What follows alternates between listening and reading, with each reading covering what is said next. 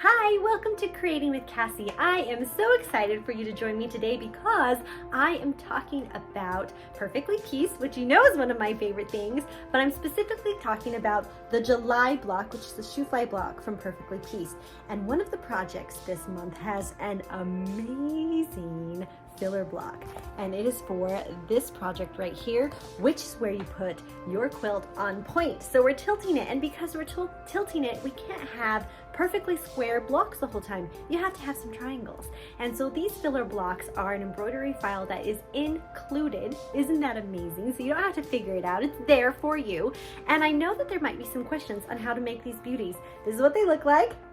Isn't that fun? And you put them together however you need to.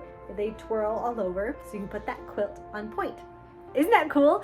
So I'm going to spend a little bit of time with you today, show you how to quilt these beauties, and then I will be showing you this entire project, putting a quilt on point, in a later video. But I want you to understand how this worked and how it might seem intimidating, but honestly, these are pretty easy. So let's get our stuff and do it together. So according to the instructions, we're going to cut out these beautiful squares, which we are then going to subcut. And we're going to need 6 of these so that we have enough fabric to make our triangles. And so I just did a double layer and cut out 6 squares of fabric. Since I cut these square, I'm just going to take one set, which I have one on top of the other, and I'm going to subcut it where I'm going to cut this into a triangle. And I wanted this to be as perfect as I can, so I'm going to line it up on the corners and take my rotary cutter and just cut and make some beautiful triangles. And then I can set those to the side and do it with my next block. So again, I'm going to keep those right on top of each other. Make sure that fold is straight. I'll iron it out in a minute. Get my ruler right on the corners and cut. So I have beautiful, perfect triangles. It's pretty easy as long as your fabric is already square, and then you just have to turn them into triangles, which is really fun because we're going to have these amazing triangles to make our project turn on that on point. And there we go. So what I'm going to do, because I know that I'm going to need multiple blocks, and I'm going to need 12 in fact, is I'm going to go into my embroidery edit settings and I'm going to make it so that I can make more than one at a time. And so I'm going to rotate my block 90 degrees so that it is going to be easier to fit more than one on here. And then I'm going to add another one and give it some space in between so that I'm not piecing right on top of the other. Center it so that it's easier to have it in the middle of my hoop, and then I'm going to go ahead and get embroidering. So I put the color Bone in from the box because I absolutely love that color. It's just pretty neutral and it's going to work great for this project, and since it's from the box, I know it's going to work with all of the fabric pieces as well as the other ones that I have in there. So what we're doing right now is we are stitching the placement line for the batting for these corner blocks.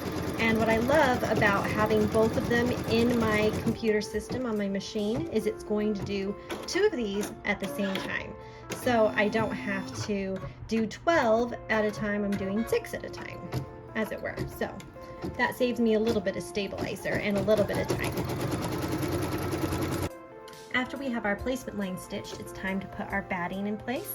So I'm just going to slide one and then the other, making sure that it's covering both of those placement lines. And I'm going to keep an eye on this one so that it doesn't shift when I get to it. So that's just something to keep in mind. And this is going to tack these down nice and securely.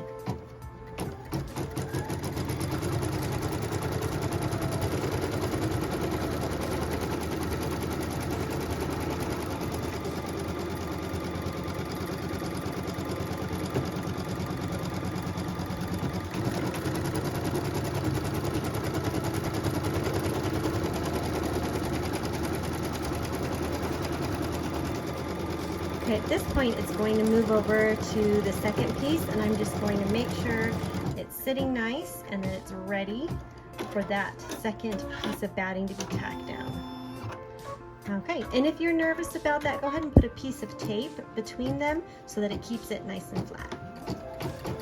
And then we'll just tack this one down too. Now that my batting is tacked down, I'm going to take my scissors and I'm going to trim nice and close, making sure not to cut the stitch line, but to remove all of that excess batting that I won't want in my side seams.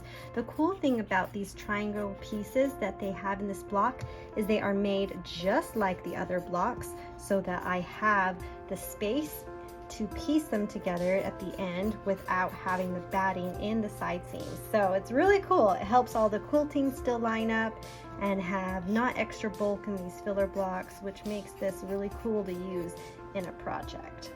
So I'm just going to remove all that excess and then we can move on.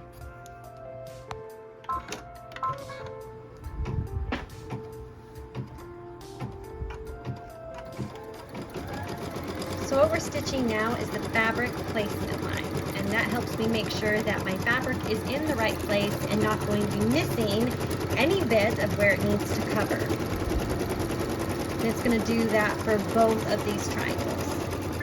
After that placement line is stitched, it is time to place our fabric. I'm just going to line it up best I can, making sure that I have top and bottom placement line covered. And I'm going to do it for the second one, making sure that I have everything in place. Now it's usually kind of close, so make sure you keep a close eye on where your fabric is and where those placement lines are.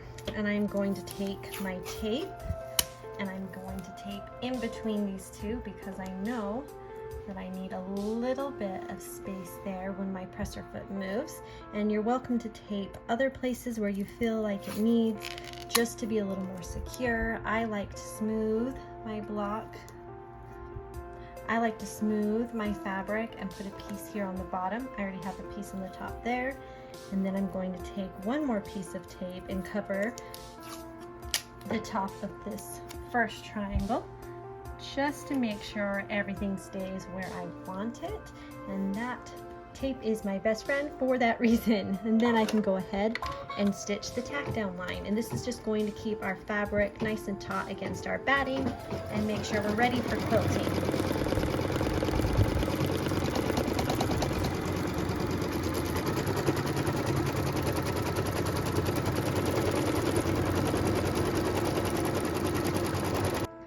Now I do want to take a second to note that my presser foot came over and did catch the edge of this fabric, so I stopped it, made sure that everything was laying flat where it needed to be before I continued on, and had it tack down this second triangle. So it's always a good idea to not walk away when you're doing these tack down lines, but stick around and make sure that the presser foot isn't going to catch anywhere that we don't want it to. Now another thing to note is it didn't quite catch the fabric, and that's okay. On filler blocks, that's normal for it to be that close. If it makes you nervous and you have enough fabric, you can always cut your triangle pieces just a little bit bigger, but it's nothing to worry about when it's that close. So I'm just going to take off the tape, and that's just because I don't want my quilting to get into it and make it harder to take off later. So it's nice and sticky today. It's warm outside. We'll just pull that off and then we can quilt.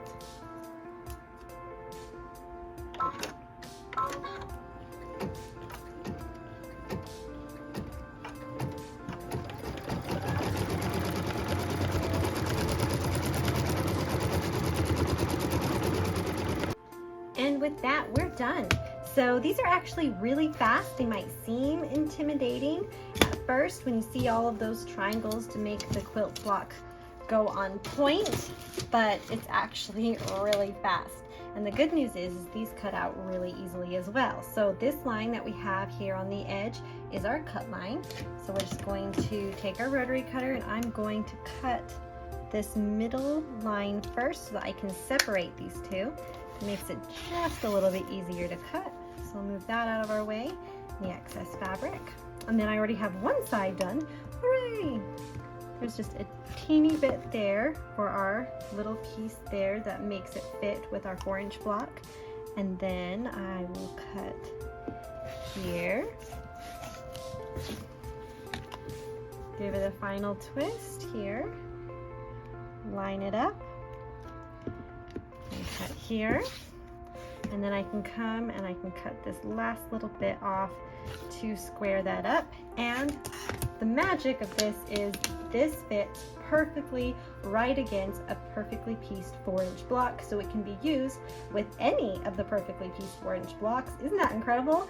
And I can't wait to move on and make the other 10 of these so that we can pull this project together.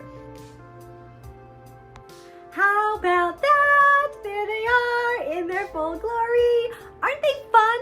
I am so excited about this block, and I love, my favorite part is that this 4-inch file is now mine forever. So I can turn any of the perfectly pieced blocks on point because I can put these on anything. They fit all the 4-inch blocks. All of a sudden, I have that ability for all of the perfectly pieced blocks that have come out and all of the ones that will come out, and that is incredible to me. So I hope you enjoyed this video. Thank you so much for stitching these with me, and I hope you try this project out because turning a whole little quilt on point is so cool. So join me next time when I do the full project, and you can see how that all works out. This little piece will be included in that project, but I wanted to make sure this was separated and there for you, so if you're just struggling with this bit, you have it at your fingertips. We'll see ya, and I hope you're having fun stitching. Go out there and make something beautiful. Bye!